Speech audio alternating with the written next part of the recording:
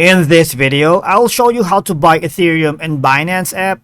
It is a straightforward and clearly described in the video, so follow all the steps. But before we dive into all of it, make sure you hit the subscribe button below and ring the notification bell so you never miss out on our latest content. So, let's begin.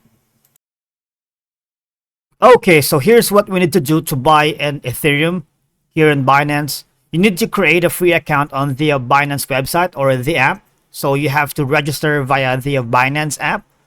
Of course, you need to choose how you want to buy the Ethereum asset.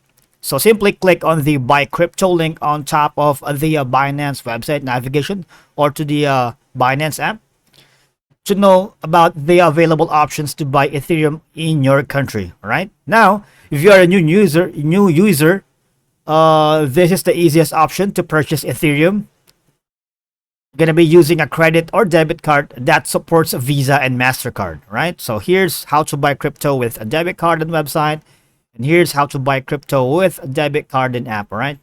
If you're gonna be using the bank deposit, you need to transfer fiat currency from your bank account to your Binance app, and then use the amount to buy Ethereum, right? For peer-to-peer trading, buy Ethereum directly from other users with Binance peer-to-peer service. All right. Of course, you need to check the payment details and fees. You have like 1 minute to confirm your order at the current price, and after 1 minute, your order will be recalculated based on the current market price.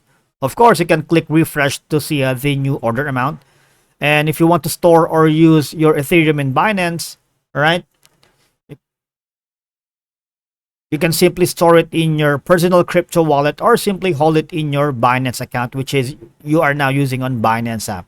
And once again, you can also trade for other crypto or stake it on Binance, earn for passive income, all right? And if you would like to trade your Ethereum to a decentralized exchange, you may want to check Trust Wallet.